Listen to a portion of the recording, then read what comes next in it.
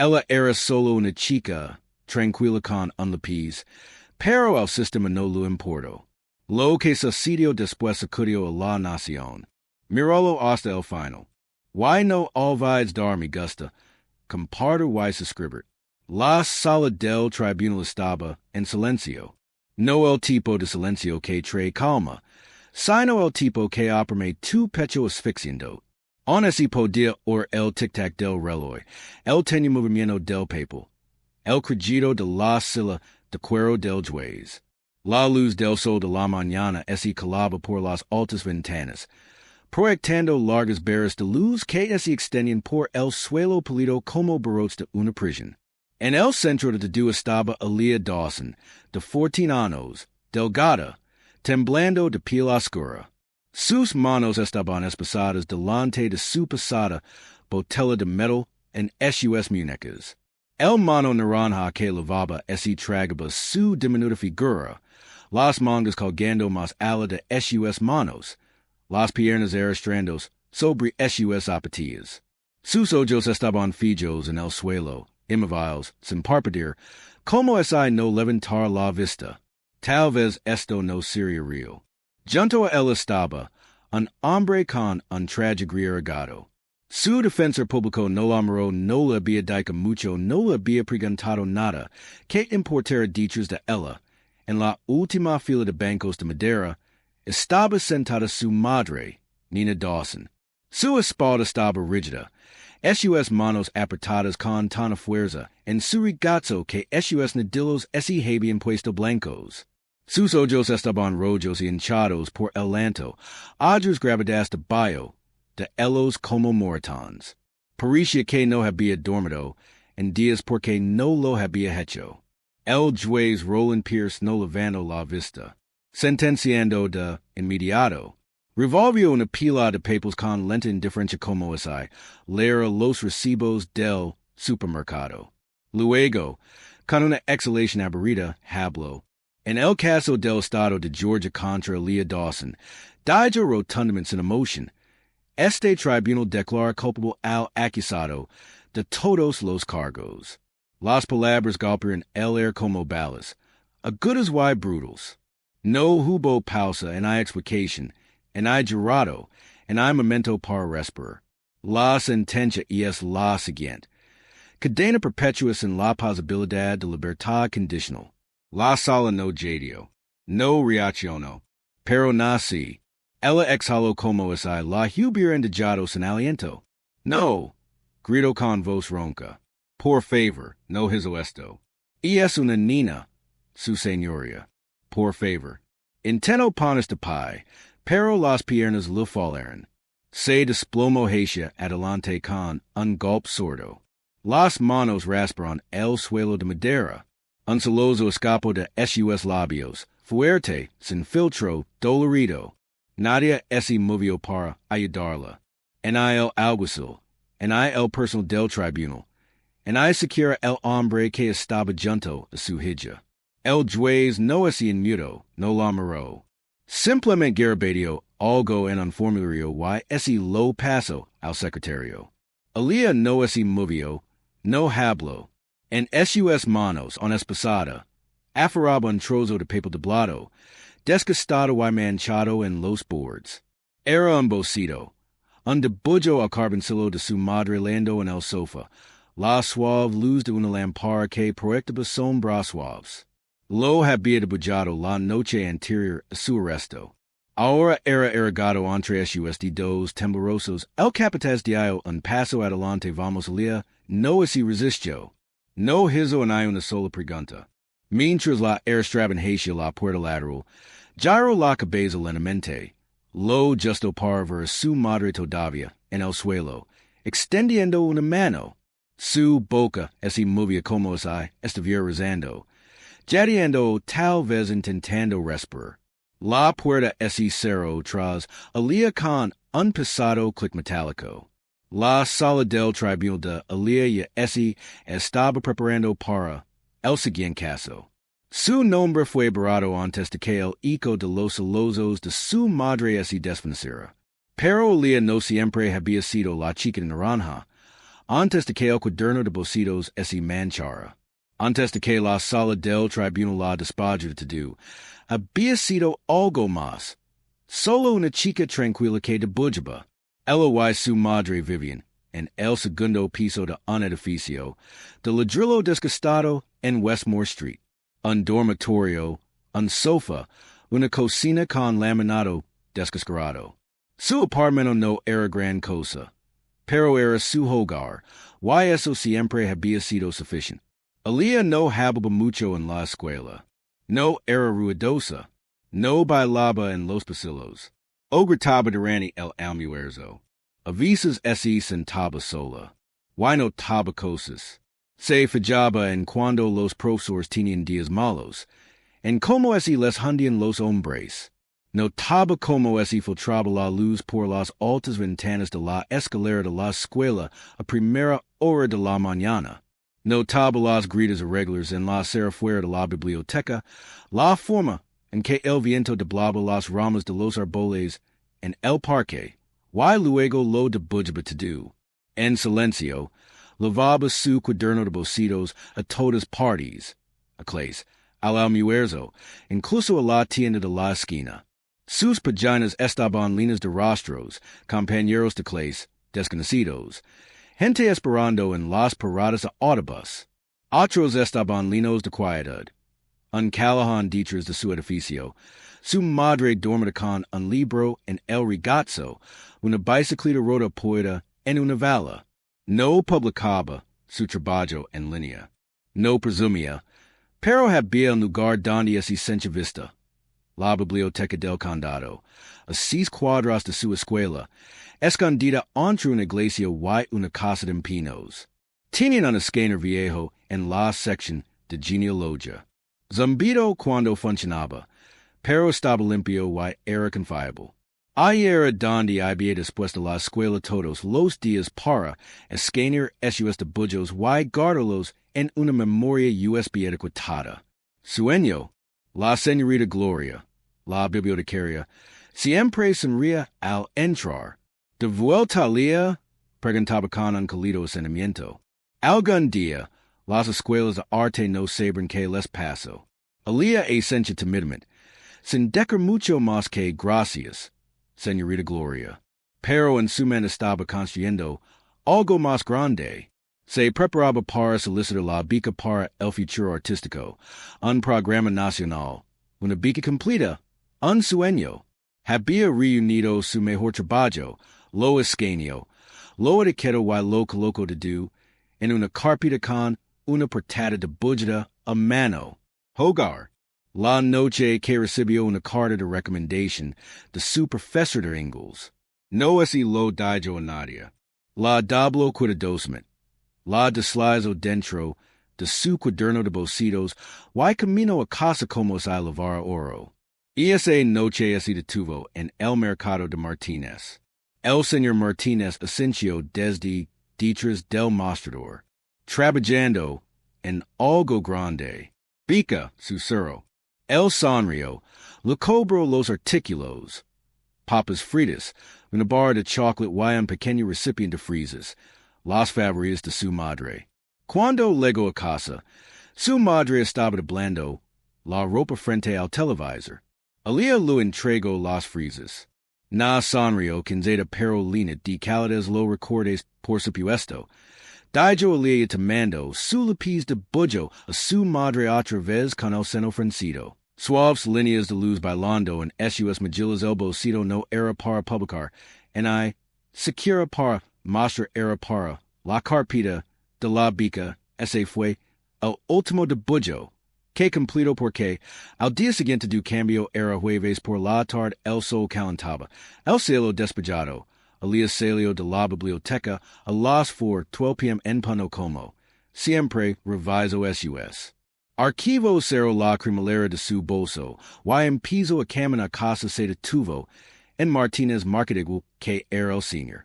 Martínez sonrió casi dijo compró bocadillos en otro contenedor de fresas total $6.75 salió con la bolsa plástico en una mano cuaderno, de debujo bao, el brazo había dado tres pasos cuando las landas chiraron dos patrolas de policía ese detuvieron sin serenas solo luces autoridad y poder tire al suelo manos donde podemos ver las alianzas. Conjugal manos la guerran por los hombres y la tiraron hacia atrás. Su bolso cayó. Las frisas estallaron en el pavimento. El yugo rojo ese derramó como sangre. Su cuaderno de debujo golpeó la acera. Las páginas ese rascaron. Su cara ese estrelló contra el concreto.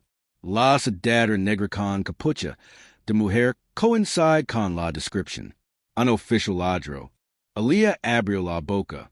Quería hablar para Decker que estaba en la biblioteca para hablar sobre la señorita Gloria, el escáner, su bica. Pero él recordó las palabras de su madre.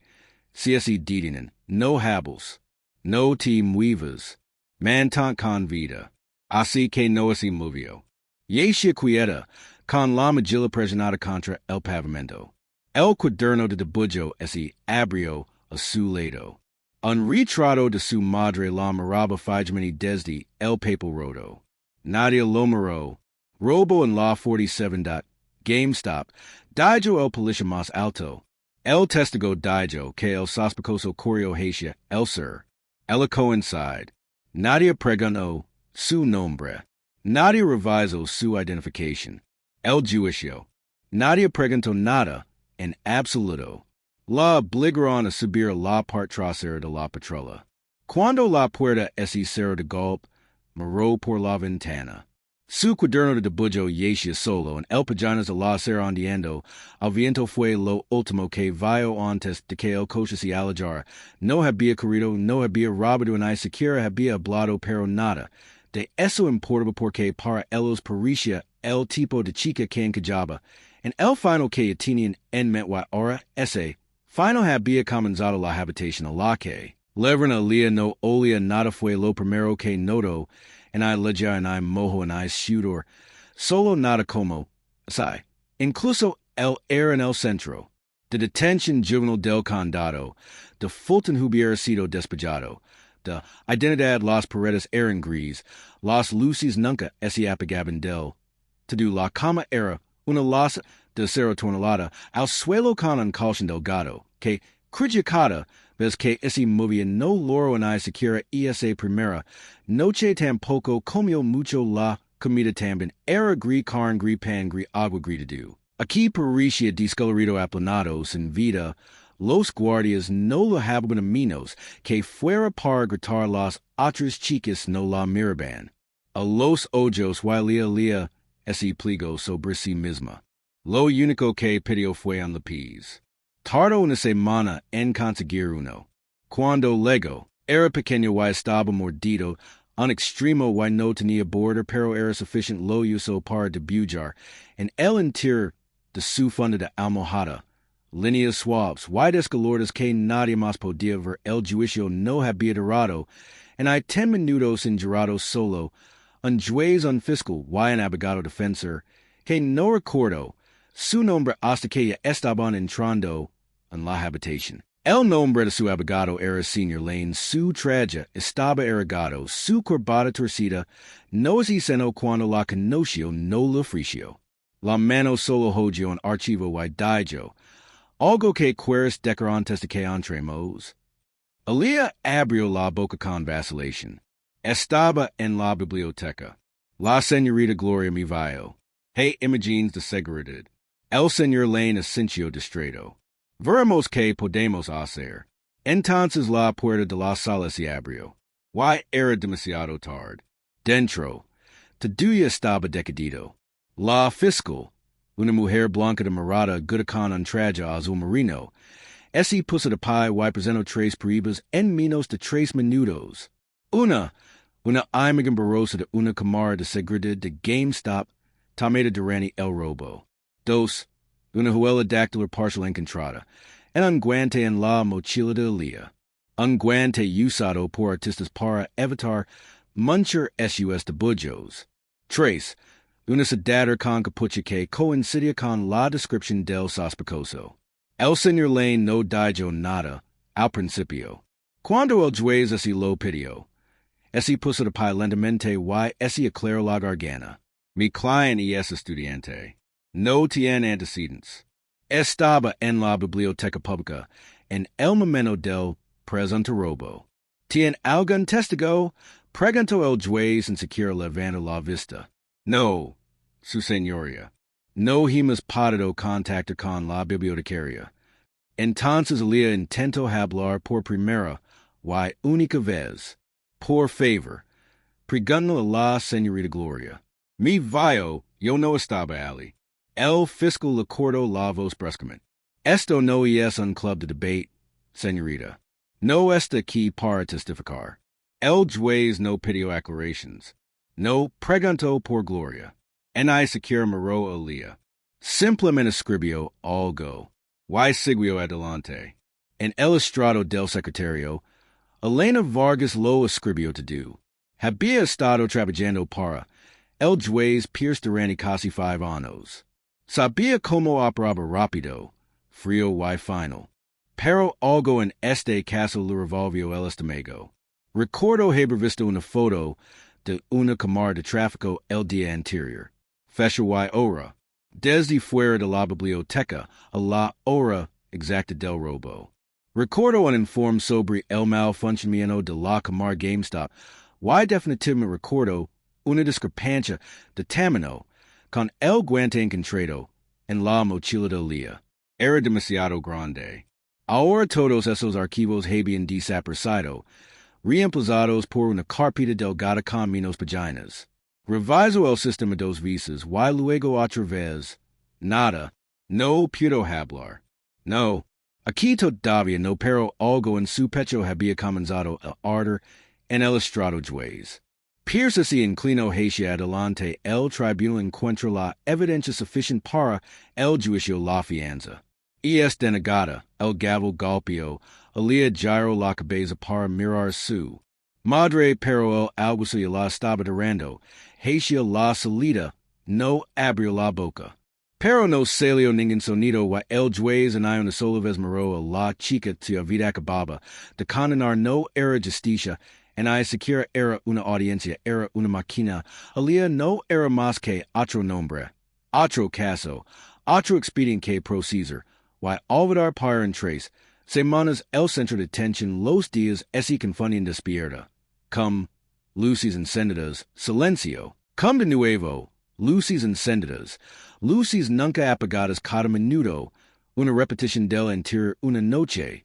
Durante una llamada telefónica, Guardia le dio un golpecito a Elia en el hombro. Recibe una llamada. Hazla rápida. Elia se levantó lentamente. Le dolían las muñecas. Sus dedos estaban endemasiados de debujar en tila.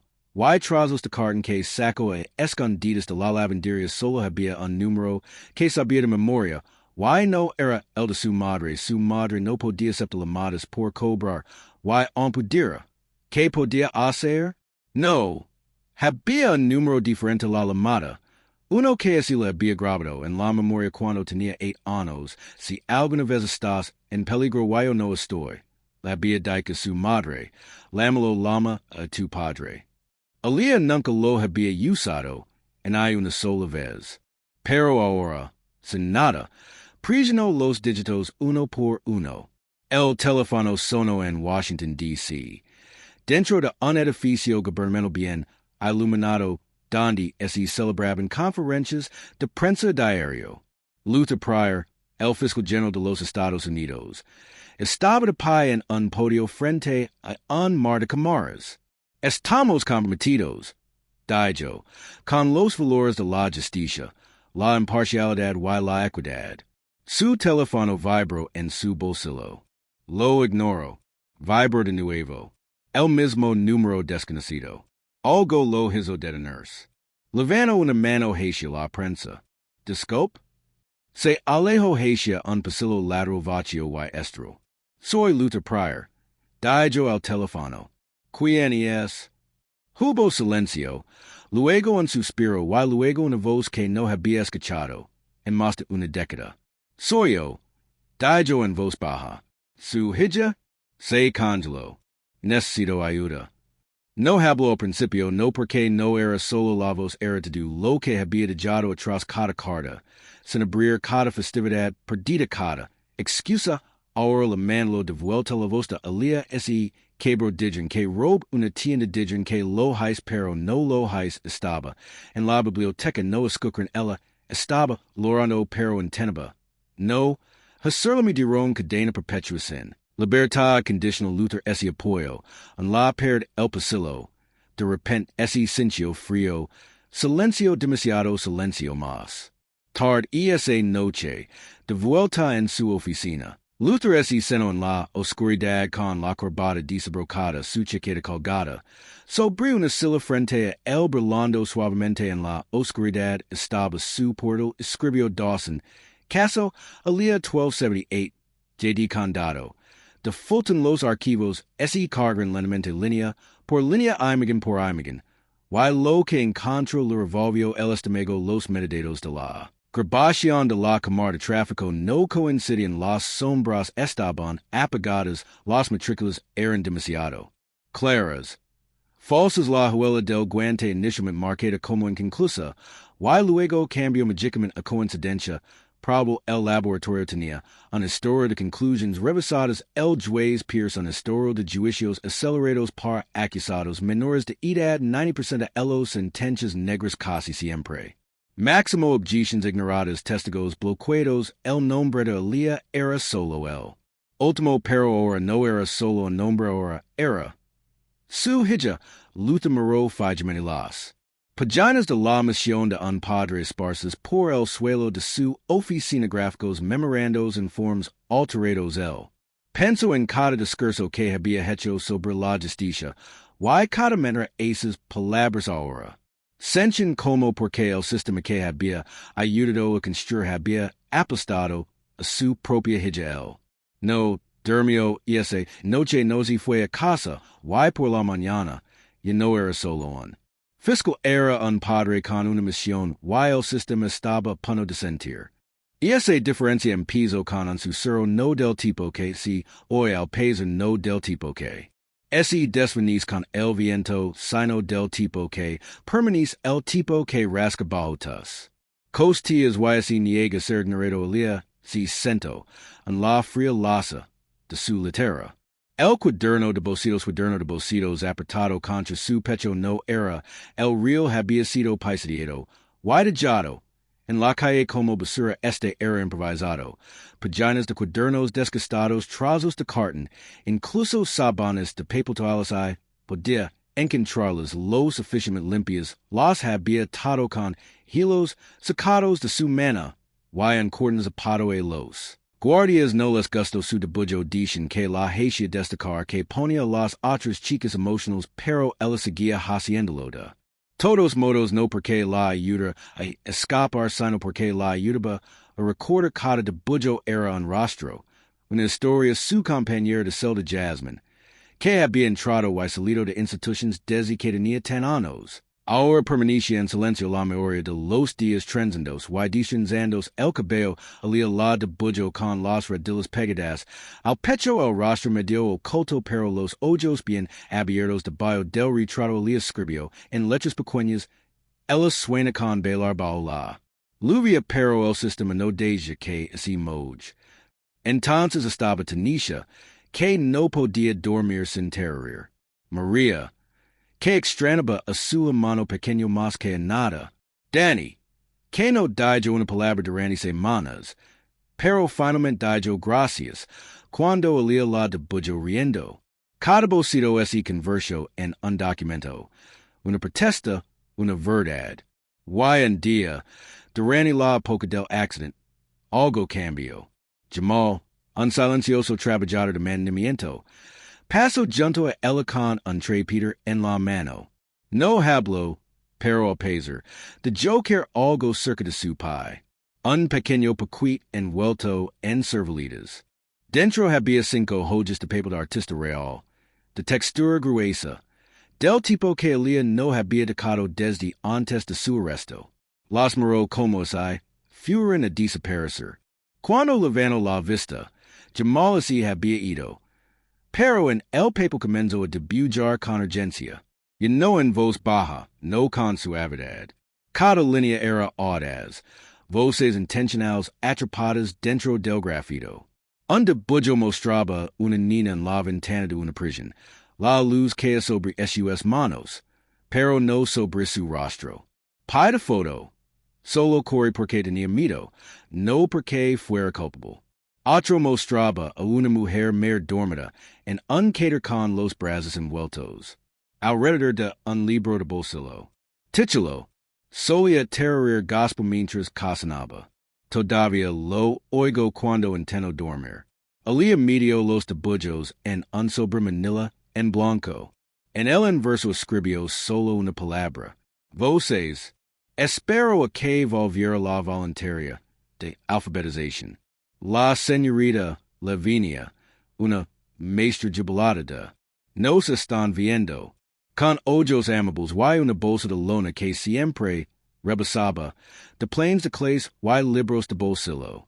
Alers, alía medio el sobre en el bolsillo exterior de la bolsa sin decir palabra. Piran 2 semanas. No oyó nada. El mundo exterior es esencia imposible distante. Como es I perteneciera a otra persona. Entonces, durante el almuerzo, una chica llamada Simón desliza una nota doblada por la mesa. Alía la abrió. Decía, nos están viendo. Ella miró fijamente las palabras. No estaba firmado, pero su corazón se aceleró. Fuera de los muros del condado de Fulton, los dibujos de la joven Alía comenzaron a aparecer. Primero en un pequeño colectivo de arte comunitario de Atlanta, luego en redes sociales y luego en lugares que Alía no podría haber imaginado. Un bocito fue publicado en un blog sobre justicia restrictiva. Otro aterrizó en la portada de la revista en línea de un artista negro. El hashtag comenzó a extenderse. Voces internas de hash. Abogados de derechos civiles republicanos. Estudiantes universitarios los convertiron en morales. Una galería en DC despejó una pérdida entera solo para su trabajo. Retratos de chicas cuyos nombres nunca habían llegado a los titulares, pero cuyos ojos gritaban más fuerte que cualquier sala de audiencias. En cada pie de foto, en cada republicación, había una furia compartida. No eran solo bocitos, eran peribas. Mientras tanto, en Washington, Luther Pryor trabajaba solo. No convocó a conferencias de prensa. No envió memorandos. Guardó silencio, pero no es quedo quieto. Revisó bases de datos, caso tras caso bajo la jurisdicción del juez Pierce. Jóvenes negros pobres repen el patrón. Juicios repetidos no. Los jurados coinciden. Resultados. Extrayó las finanzas de Pierce, y encontró un rastro de donación silencioso, un vínculo oculto entre el juez y el centro de detención juvenil central, el mismo lugar donde habían enviado a Alía. Y en la cima de la cadena, Thomas Pierce, el propio sobrino del juez, conflicto de intereses, peribas suprimidas, datos manipulados. Era corrupción al descubierto. Pero Luther sabía que esto era más grande que un solo hombre. Era un sistema diseñado no para fallar, sino para bor. Necesitaba ayuda. Fue entonces cuando llamó a 4 abogados jóvenes, todos menores de 30 años, todos agudos y ávidos de la verdad. Los llevó a una tranquila sala de conferencias sin ventanas. No hablan esto con nadie, dijo. Solo me reportan a mí. Dejó 4 memorias USB sobre la mesa, cada una etiquetada solo por color. Empiezan con Alía Dawson. Luego seguen todos los casos que el juez Pierce tocó en los últimos 10 años. Abrieron las memorias y vieron lo que Luther había visto. Peribas, objeciones reescritas. Transcriptions de la sala ignoradas que no coinciden con las grabaciones, expedientes donde los testigos ni siquiera habían sido contactados. Esto no es solo parcialidad, dijo uno de los abogados. Luther los miró. No, respondió. Esto es una injusticia planificada. Al mismo tiempo, alguien más observaba a Elena Vargas, la secretaria del tribunal, que había escrito el nombre del día en el sistema y sintió un nudo en el estómago, la que había visto desaparecer los archivos, la que no había dicho nada, pero no podía dormir desde esa audiencia. Cada vez que cerraba los ojos, veía el bocito que le había dejado en el banquillo ese día, su propio rostro a mitad de la escritura, exhausto pero visto. Nadie la había dibujado antes. Nadie la había hecho sentir visible. Se quedó mirando ese dibujo durante días, escondido en su bolso. Entonces, una noche abrió su correo electrónico. El mensaje era corto, sin nombre, sin firma. Tengo documentos internos, memorandos, evidencia que fue eliminada. Por favor, reunirse. Sin cámaras, sin nombres, solo la verdad. Ella pasó la mano sobre el ratón y pulsó enviar. 2 días después, en un café, cerca del centro, Elena estaba sentada envuelta en un abrigo de lana a pesar del air cálido. Sus manos temblaban sobre una bolsa de lona con una sola memoria USB dentro. Frente a ella, 2 personas se sentaron. Jóvenes, concentrados, con ojos alertas. Sarah Chun y Marcus Wright del equipo legal privado de Luther saludaron. Elena no respondió suavemente. En cambio, sacó el disco duro de su bolso y lo deslizó sobre la mesa. Todo está ahí, susurró. Archivos originales, imágenes de tráfico, notas internas. Mira las marcas de tiempo. Se inclinaron hacia adelante escuchando. El mío.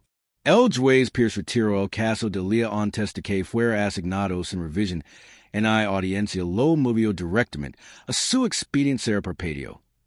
Porque Elena miró por encima del hombro y luego dijo en voz baja, porque su sobrino dirige un lugar al que la enviaron la mandíbula de Marcus apretada eso. No fue revelado. En el tribunal fue enterrado. Elena dijo rotundamente como todo lo demás. Les cono sobre el alineamiento los papeles rebuscados entre los documentos de inmigración perturbaron la pseudo amenaza. Que nadie dijo nunca en voz alta, entonces sacó un papel doblado el bocito su rostro, ojos bajos debullados, en líneas tan suaves que casi parecían respirar. El mío. Susurró cuando nadie más lo ha hecho y ahora el sistema finge.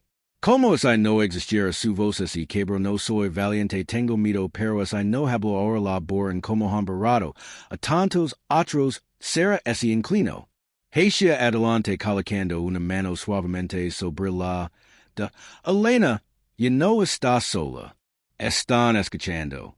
Y esa noche, dentro del centro de detención, Elia estaba sentada en su celda. Otra nota doblada pasó a su mano durante la hora de la biblioteca. Esta decía, están escuchando, sonrió. No es grande, pero lo suficiente. Tomó su lápiz y comenzó a dibujar. De nuevo porque en un lugar construido para silenciarla, su voz se hacía cada vez más fuerte. Y el mundo acababa de empezar a oír. La sala era diferente a cualquier sala de audiencias en la que Elia hubiera estado. No había luces parpadeantes en el techo, en hay paredes gris, descascaradas en las esquinas, en hay el zumbido de una vieja, y desgaste de calefacción. En cambio, la sala del Tribunal Federal de Apelaciones brillaba con tecos altos de madera pulida, y altas ventanas arcuadas que dejaban entrar la luz del sol como la esperanza misma. El aire estaba tranquilo, no muerto y definitivo como antes, sino esperando con atención. Al frente de la sala estaba sentada la jueza Diana Martínez. Su presencia era tranquila pero inquebrantable. Mujer que una vez defendió a aquellos que el sistema intentó olvidar. Sus ojos oscuros escudriñaron la sala con concentración, no con desapego. Sus dedos tamborilearon ligeramente en el reposabrazos de su silla mientras ese ajustaba las gafas, y ese inclinaba ligeramente hacia adelante. Ahora escucharemos la apelación de la señorita Aaliyah Dawson. Esta vez, Aaliyah no estaba sola. Se sentó. Sarah Chun. Entre dos abogados de derechos civiles, Sarah Chun y Marcus Wright, ambos vestidos de forma sencilla pero con la tranquila seguridad de quienes han hecho su tarea y algo más. Dichos de ellos se sentó niña, con las manos juntas en su regazo, labios temblorosos y más atrás, la espalda recta, expresión tensa. Ese seno luta prior, su padre.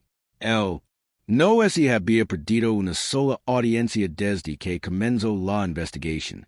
Fuera del juzgado, una multitud se extendía por los escalones de mármol y por la avenida. Carteles de protesta en alto, altavoces en silencio solo.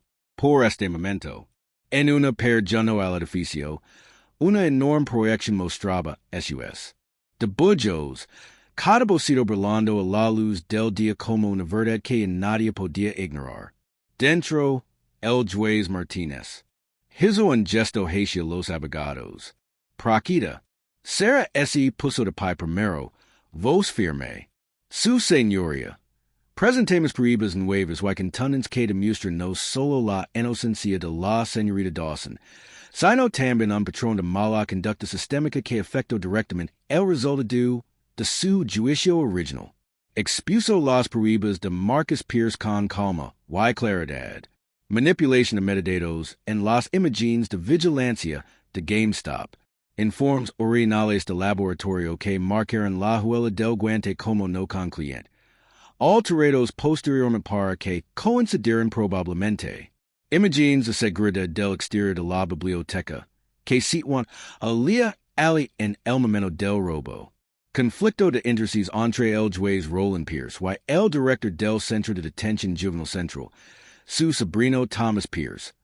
Quien ocultó documentación que demostraba que los archivos exculpatorios fueron retirados del sistema judicial antes del juicio.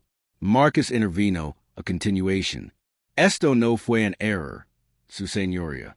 Fue una secuencia intencional de mala conducta judicial oculta para crear la ilusión de culpabilidad. Hubo murmullos en la sala, no del juez ni del personal, sino de los observadores, estudiantes de derecho, periodistas y ciudadanos. Todos habían oído hablar del caso, pero escuchar los hechos en esa sala fue diferente. Entonces llegó el momento inesperado. Una voz distorsionada y enmascarada llegó a través del sistema de altavoces. Era Elena Vargas. Estaba sentada detrás de una pantalla negra al fondo de la sala, con la identidad protegida. Pero sus palabras fueron agudas y deliberadas. Yo era la secretaria del tribunal el día de la audiencia de Aaliyah Dawson. Comenzó. El expediente fue alterado la mañana anterior a la audiencia. Lo sé porque lo registré en el sistema Y6 lo que se eliminó. Imágenes de cámaras de tráfico, declaraciones de testigos, una nota sobre errores del sistema de vigilancia. Su voz tembló, pero solo brevemente. El juez Pierce reasignó personalmente la caso a su expediente y selló varios documentos prematuramente. Cuando me di cuenta, y lo marc mi cuenta, el secretario del tribunal estaba bloqueado. ¿Por qué no se presentó antes? Lu preguntó al tribunal. Tenía miedo de que me siguieran. Entraron a mi apartamento. Archivos de inmigración pertenecientes a mi hermano fueron alterados, aunque no se lever nada más. Era un mensaje. Hubo silencio. Luego dijo más suave, pero la sexta búsqueda en mí. Solo yo, escribiendo en un escritorio. Nadie me había visto así antes. Y me di cuenta de que si una chica así puede ver la gente con tanta claridad, también merece ser vista. El juez así eco hacia atrás con el seno fruncido. Gracias, dijo simplemente. Luego se volvió hacia Aaliyah. Señorita Dawson, ¿hay algo que quiera decir antes de que emita una decisión? Aaliyah dudó. Sus rodillas temblaron ligeramente, pero su voz no. Se quedó mirando hacia atrás. Primero a su madre, luego a su padre. luego al frente. No quiere ser un símbolo. Dijo en voz baja pero clara. Decision. Solo quería debutar. Quería mostrar al mundo como lo vio. Pero si lo que mi paso ayuda a alguien más a no desaparecer, entonces quizás valió la pena. Volvió a sentarse con las manos cruzadas sobre el regazo. La sala contuvo la respiración. El juez Martínez no se detuvo, basándose en la abrumadora nueva evidencia, incluyendo pruebas de mala conducta judicial, violations del debido proceso y un demostrable conflicto de intereses. Este tribunal anula la condena previa. Un ligero cambio de tono y luego las palabras. Alía nunca pensó que es que quería. Señorita Alía Dawson, y es libre de ers. No hubo estados de vidas, en isolazos dramáticos, solo el sonido de no, logrando silenciosamente entre sus manos. Solo la larga y lenta exhalación de una chica que había estado conteniendo la respiración durante meses. Solo el susurro de cuerpos de pie en silenciosa reverencia. Alía ese cuedo quieta. Los guardias no se movieron. El juez asintió una vez más. Y es decisión de este tribunal que su nombre se borrado del expediente del caso y todos los cargos asociados son expurgados. Lo que les sucedió nunca debería haber sucedido. A cualquiera elevando la vista con voz firme te vimos ahora y ese en noche alía ese seno, en el borde de su propia cama el calchin ese hundia, en el mismo lugar la estantería. Estaba pavoriendo los viejos carteles, en esos paredes estaban descoloridos, y rotos, pero la habitación era suya. Miró a su alrededor en silencio, su madre había dejado una bandeja de frisas en el escritorio, su padre se había ido a casa por hora después de un largo abrazo y una promesa que nunca dijo en voz alta. La casa estaba silenciosa pero no veía le medio la mano. En el cajón junto a su cama saco una joya limpia, y brillante de papel de artista la fijo, a la perda en blanco esperando la miró fijamente por un largo momento, y luego cogió un lápiz. Esta vez no se trataba de escapar, se trataba de recordar, se trataba de construir algo que el mundo ya no podía ignorar. Había intentado borrar su nombre, su rostro, su voz, pero el mundo entero la había visto ahora. Y Alía Dawson apenas estaba empezando a intentar silenciarla. En cambio, hizo que el mundo escuchara si esta historia te conmovió. Deo me gusta. Compartelo y suscribir a Mr. Max Historias, una voz, una verdad, una historia a la vez.